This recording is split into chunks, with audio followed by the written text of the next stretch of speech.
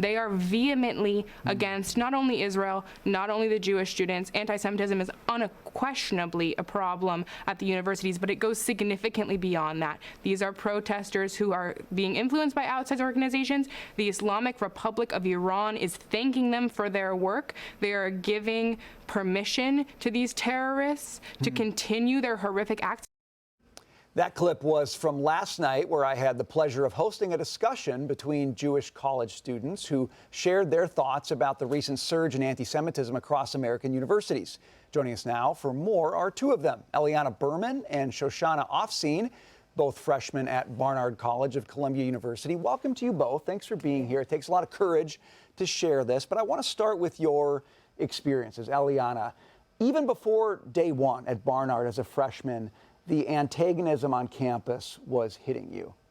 Yes, so as I mentioned last night, I had published an article in my local Jewish newspaper the day before I got to campus, and it hadn't even been published in the paper yet. It was only published online, and I had mentioned an Instagram account that was run by anonymous encampment leaders from last semester, and they found the post within a few hours, posted it to their Instagram, basically just letting the gates open for hateful comments on my article and everything like that. It made its way into our class group chat, where people said that I should be embarrassed to show my face on campus. So before the first day of school, and you're already set back just by sharing your concerns about the campus. Shosana, I know also first-year student at Barnard, and what's happening on campus hit you from day one.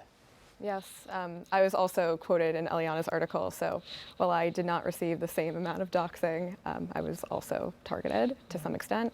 But actually on the first day of classes, I didn't wake up to the sound of my alarm. I woke to the sounds of my classmates calling for an intifada.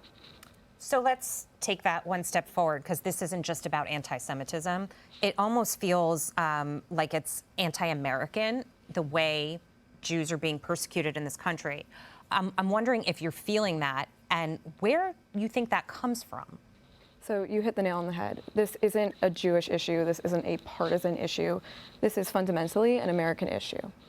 The night before classes started, there was a vigil for one of the hostages who was brutally murdered. His name is Hirsch Goldberg-Polin. And while we were at that vigil, some Columbia students and affiliates were screaming "Free Palestine" at us as we were mourning the loss of an innocent soul. So I thought that at least some of my classmates would express compassion or at least solidarity, but instead I just heard them aid and abet terrorism. Right. By the way, he was one of the 6 that was recently just executed. Yes, in a terror tunnel in Rafah. So you sit here and you're talking about ceasefire deals and this notion that, you know, people are saying the administration and Benjamin Netanyahu should be more proactive about trying to come up with a ceasefire deal with Hamas. These are people who are holding people to execute them. Right. And bringing it back close to home as well, we're getting wild reports that one of the spokeswomen for the group that overtook and occupied Hamilton Hall is now, let me get this right, teaching a required course on Western civilization in Hamilton Hall. Yeah, I find it wildly ironic. This is a woman who, during the encampment, said that they need humanitarian aid.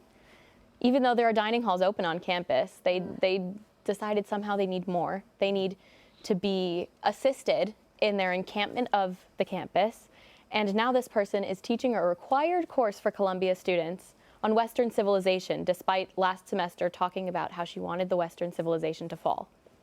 Both of you have hoped for a long time to be able to go to Barnard, part of Columbia University.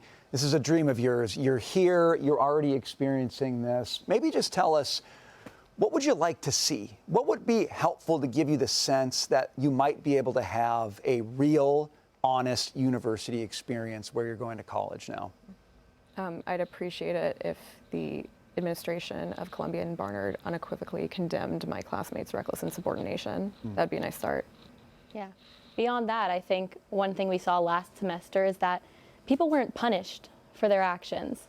Even people who were arrested and people who were suspended and people who were supposedly expelled seem to be back on campus now.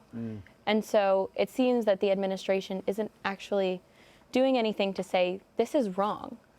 Right, and with no consequences, you give them the green light to say, well, nothing's going to happen. It's kind of like the criminals in New York That's City. right. Nothing's going to happen, so I'll keep doing Yep. it. And New York City has a role in this as well, the AG, the mayor, et cetera. Eliana and Shoshana, thank you for being here. Thanks for your courage, and we do wish you the very best this year. We hope things do get better and quickly. Thanks. Thank you for having us.